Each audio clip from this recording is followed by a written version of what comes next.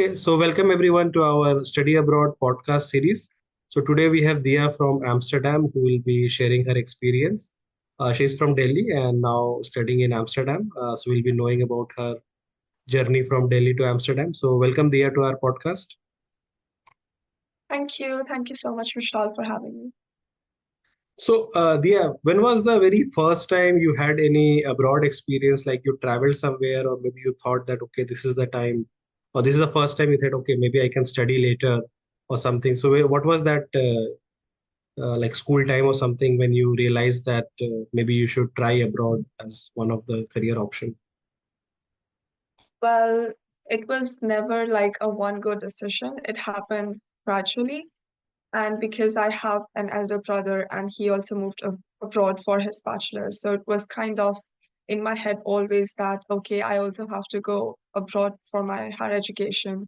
And I want to go out of my comfort zone and just do something else. So that's how it gradually started when I was in my high school. So your brother went to which country? He's in Italy. Okay, okay. So that was like one inspiration, one motivation for you when he went. Yeah, yeah.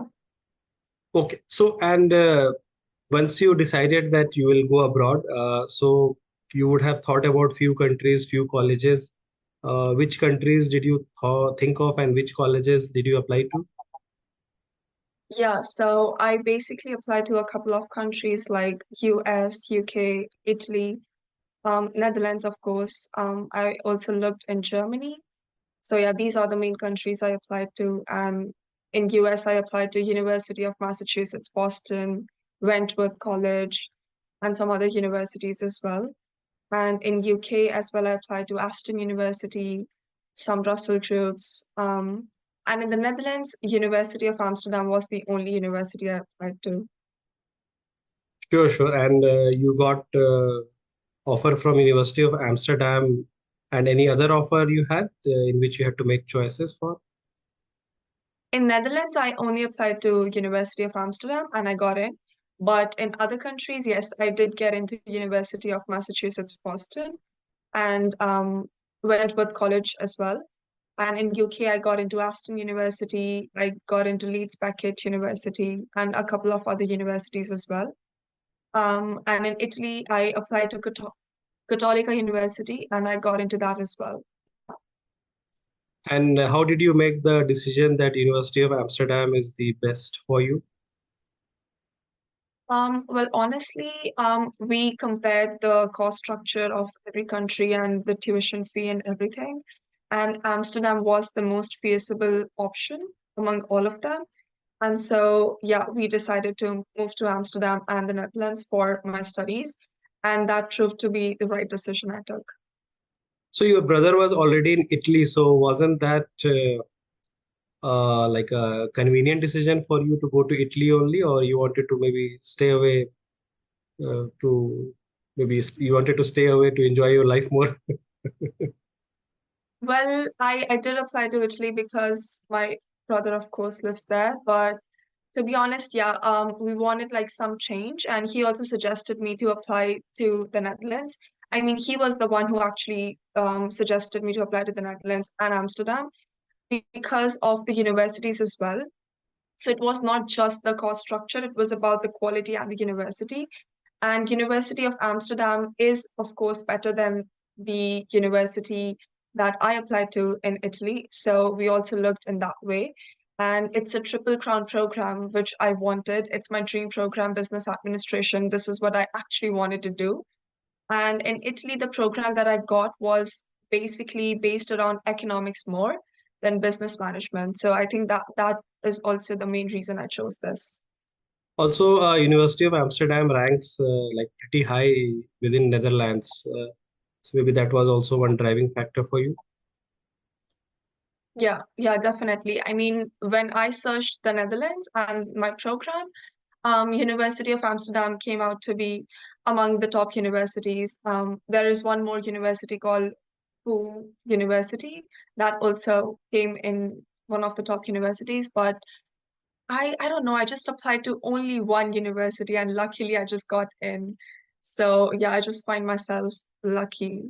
All I saw is it's triple crown, it's a good university, it's high in the rank, and I was getting my program, my courses, so that's all I wanted. Sure, sure. So once you decided University of Amsterdam as your destination for the rest for the next few years, you had to go through this visa application and probably finding an accommodation and getting your flights done. Which of these gave you a bit of a stressful time? I would say accommodation. That's the most stressful part in Amsterdam, to be honest, because application application for the university is very easy. Visa process is very easy. But what is really stressful is trying to figure out your accommodation. And especially when you're not here and when you are sitting at your home and you don't have anyone to go for the viewings, because the system here is very different. There is a viewing system. So it's not like you can just look the place online and just book it right away. Landlords require you to come and visit the place because of the housing structure, because of the shortage and low supply and high demand. So they really want to make sure that they get the best. And also the ratings, the price, the rents are so high. So that kind of took a toll, and but eventually we figured it out. And so yeah, I mean, I still am not in Amsterdam. I live in a city called Amstelveen, which is really close to Amsterdam. So it's almost Amsterdam, but not still Amsterdam. Sure, sure. And which flight did you take to come to Amsterdam for your case? I booked Turkish Airlines. So that had a stopover in Istanbul or somewhere? Yeah, in Istanbul, yes. So this was your first abroad journey, or you would have done abroad journey before as well? Yeah, this was me first time traveling abroad anywhere. Oh, okay. So I mean, you never went to like your brother's college or something before. No, no. And did you travel with other people? Like, did you find some other colleagues who were also a student of Amsterdam, or you were pretty much alone flying solo? Yeah, I couldn't found anyone. I was alone. I flew alone. So how was your emotional roller coaster ride from the time you boarded Delhi? Did you feel that you were a bit maybe even say once you're entering the airport, did you feel a bit nervous and like at the Istanbul airport and when you landed in Amsterdam, how was your emotional fluctuations? Honestly, not really. I was pretty calm, surprisingly, and that was like my first flight to abroad. I was very calm and chill when I entered the Delhi airport. Yeah, I was like, okay, it's going to be fine. And yeah, I just didn't take that seriously. I was like, it's just a flight. You just have to reach your destination. And everything was pretty much easy to kind of navigate to, even at Istanbul. So yeah, that was not something very big. Yeah. And once you landed in Amsterdam, were you surprised by some of the things you saw there? Or from the time you from the airport to accommodation, any surprises, shocks, pleasant surprises that happened to you? When I landed in Amsterdam, I thought it's going to be a very vibrant city and yeah, it's going to be very crowded and all. But I little did I know that the Schiphol airport is not really in Amsterdam, but it's like located outside because of course it's an airport and it needs space and all. So that area was pretty deserted, I would say, kind of isolated. So I kind of felt like homesick for a while because that wasn't what I was expecting. But when I actually reached Amsterdam, I was like, okay, I'm in a good place. Okay, this is what I expected, so it's going to be fine. But yeah, weather was something. It was very cold. It was really hot in Istanbul and Delhi, but it was really cold in Amsterdam when I landed. And yeah, the deserted feeling and the isolated one. Yeah, I think that was all. But then I gradually kind of got the hang of it. And for application to this college, what were the tests or documents you needed, like recommendation letter, any SAT, IELTS, TOEFL, etc.? Yeah, so I already had given SAT because I applied to the universities in US. So I had my SAT scores with me. but they didn't accept SAT is what they wrote on the website and when I contacted them. So UFA has a separate mathematics test which they take from students. But I emailed them that I already have my SAT scores and I don't want to give a separate mathematics test. So could you please accept my SAT scores? And in one of the emails, I got a yes answer. And so I didn't take the maths test and I just submitted my SAT scores. And yeah, I got in. I got selected for the next step, which was the selection test, which was mandatory for everyone. So then I took the selection test and then I got the conditional offer because my ranking was way above the the the the set ranking. So I got the conditional offer and eventually I got it. Sure, sure. And once you landed in Amsterdam and you went to your accommodation, you would have started your classes after a while, right? So, what were the key differences that you see in the education system of Netherlands versus India from your perspective? I would say it's very interactive. And so basically we have lectures and then we have tutorials. Tutorials are set in a very intimate setting. There are very less students in a tutorial class comparatively to the lectures because like in lecture you will find like every student in the program. And so in tutorial, we basically work on case studies. So every course has a different setting. So in some courses, we have case studies, we do debates, we present PowerPoint presentations, and we ask doubts. And it's a very personal setting. And so I really like it. And honestly, more than that, the opportunities that we get is what I really like here. It's very, I would say, it's a very business environment. There are so many networking events. There are so many student associations which you can be a part of. You can socialize, you can make friends, you can start your own association, you can do your own startup. It's a very business oriented environment and it's very uplifting, it's very encouraging. That's what I really like here. It's not just about the program, but it's about the whole package which you get by just getting by just being enrolled in the program, I would say. Sure. And what about the part-time job culture and internship and like volunteer positions in your case? Well, so I come from India, so for us, you have to have a working permit on top of your student permit if you want to work part-time, and you can only work for like 16 hours a week. That's the maximum time limit that you can work. And so sometimes it's harder to find jobs because low skilled jobs, I would say, they require Dutch, where communication is required. So, and as a non-Dutch speaker, I really find it difficult. And but some skilled jobs, like in companies, it is easier to find jobs there because they apply for your work permit as well. But I was in my first year so far. So as a first year, I didn't have much experience.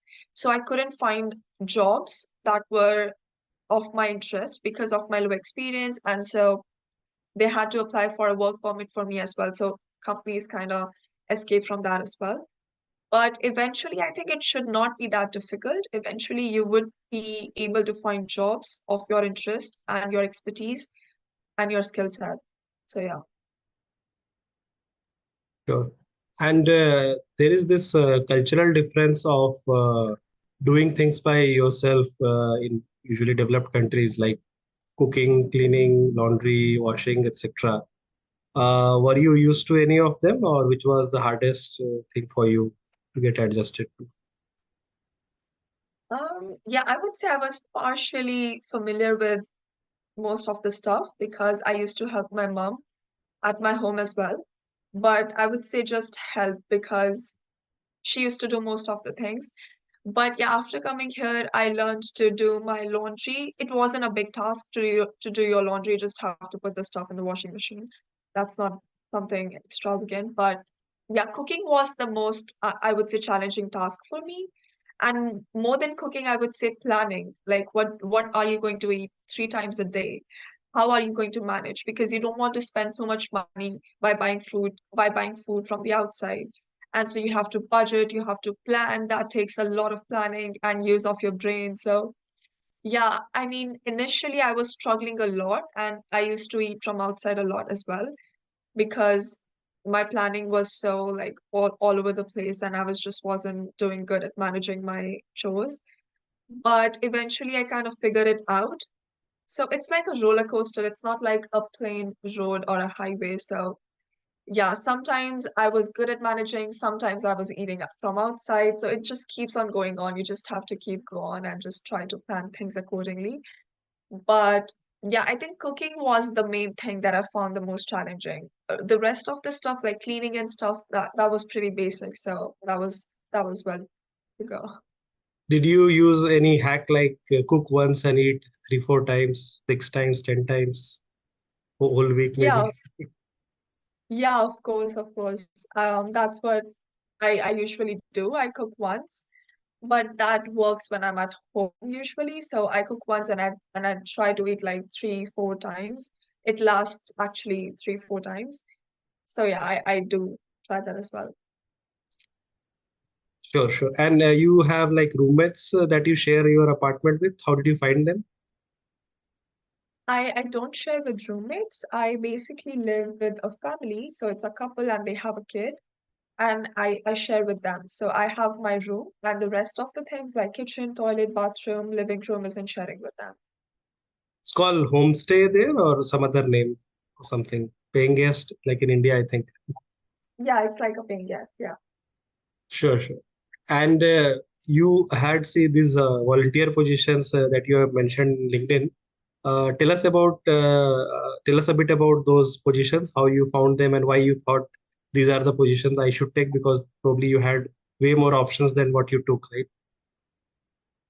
Yeah, so basically, in my university, you will find so many student associations, and not just student associations, but faculty associations as well, which are basically initiated by the faculty itself.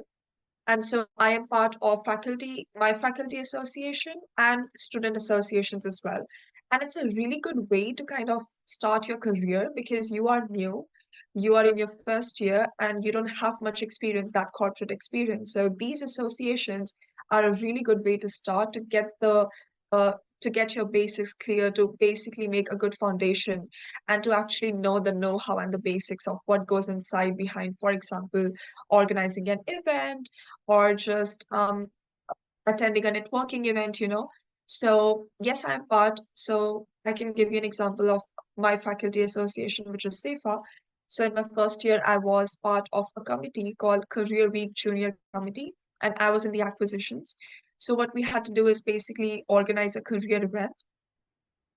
It was supposed to be a 2-day career event for first and second year bachelor's, business bachelor students. And so we had to get in touch with corporates. We had to basically show them our value proposition of what we have to offer, what they can get in return, but what our students can get in return. And so contact them via emails or phone calls or set up meetings. And then eventually organize the event. And so this is how basically what we were supposed to do. So I learned a lot of things. I learned communication a lot via this, how to approach a recruiter or a person from a company, for example, or on LinkedIn. And then I am in some other associations as well, for example, Enactus. So Enactus is an association which basically focuses on startups. So they have a very good approach. They support students who have an idea, who want to start a startup, and then they form a team and you work on that startup. And usually they are non-profit. Usually they are focused towards sustainability. And so I was part of a startup called Creatify, where we were supposed to build a platform where we were supposed to connect students to the recruiters, which were basically based in the field of arts, creative arts, fine arts, who basically don't get the chance or the stage to showcase their talent. So that was about it. And then I also took part in a venture capital association It's called, and so my position was a venture capital research analyst. I was supposed to search about the startups basically in the Netherlands and then write LinkedIn posts about them. So that was really insightful, I would say. I would get to know about different startups and what are they doing and different venture capital terms or information about venture capital, what it is, what things are included and what goes behind it. So yeah, that was really insightful. Sure, sure. I think so. You are quite interested into startup ecosystem, seems. You are in the Yeah, funding side as well as as a founder side. yeah, definitely. Sure, sure. So, what's your goals for the next few years from now? Well, as of now, I'm focused on my studies and also on my extracurricular to just build my skill set, to be honest. I just want to build my skill set as of now. So it's easier for me in my later years of study or when I'm graduated to find a job or to kind of expand my career. So I just want to focus on building a skill set and joining as much extracurriculars as I can. And yeah, that's it as of now. And in the next years, I initially I want to work in a corporate and then I maybe think of expanding my career because right now I'm just exploring.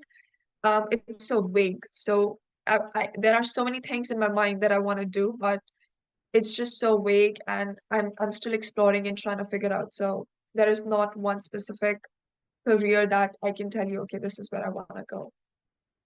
Any travel goals that you will cover all the 10, 15 countries of the Schengen visa? Definitely. I love traveling. I seriously love traveling. And more than just going to a country or marking that, okay, I visited this country, I want to explore. I just want to like do something adventurous in that country.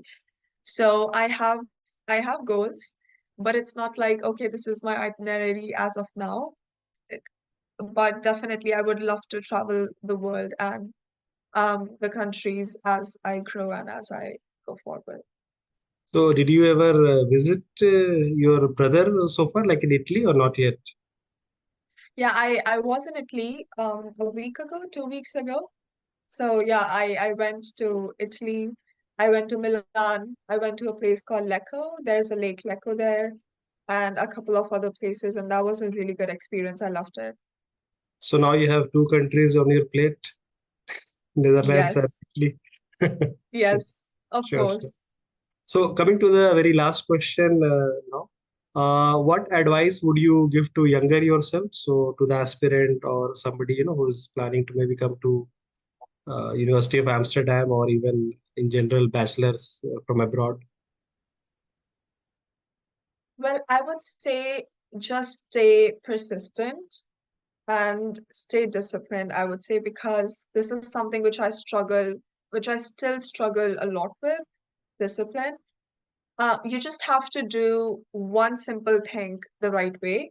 You don't have to choose the most difficult things and just go behind them. Just choose one simple thing and do it every single day and the right way, and you will get there. And it's just not about the university or your career. It's about anything that you want to do in life. And if you're just focused enough, if you are sure enough, just be confident. Just follow your intuition, your gut feeling because that's what I have also done so far. I usually used to ask people a lot for their advices, and then eventually I used to do what I felt like doing, and that proved right for me all the time. So just go with your intuition, follow your gut feeling, stay persistent, disciplined, focused. I think that's all what matters, no matter what you do. And don't stress too much about small things like accommodation. I know it's very hard to find accommodation here, but you will eventually get it. Don't worry, yeah. Any advice on LinkedIn as such, like staying active and all? Yeah, I think it's a really good I would say way to kind of connect with recruiters. So what you should do is when you attend like a networking event, so at the end of the event, you should ask the recruiter about their LinkedIn or their socials, so that it doesn't feel like you just came to get their LinkedIn profile and to get connected. So you should always ask them at the end of it. and then you should immediately drop them a message so that they know about you, so that they know, okay, they met you there and there. And this is how you kind of build the relations and the connections. And then you should reach out to them whenever you want to, or, just kind of keep it natural. It doesn't feel like you're just reaching out to people for work or stuff like that.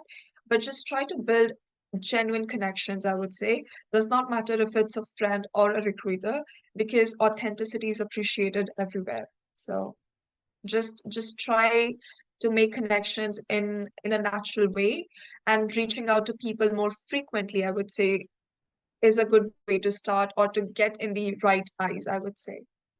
Yeah, yeah, that's good point. Staying active on LinkedIn and connecting to the relevant people, whom you want to work with or partner with or whatever agenda you may have, like startup maybe. So thank you very much, Dia, for your time. So we'll be uploading this recording on YouTube and LinkedIn as Yeah, well. So there might be some people who might approach you with any advices. So feel free to accept or reject them whenever you are free. yeah. Thank you so much. Thank you so much, Vishal, for having me. And yeah, I just wish you a very nice day. Yeah. Have a good day then. Bye. Thank you. Bye.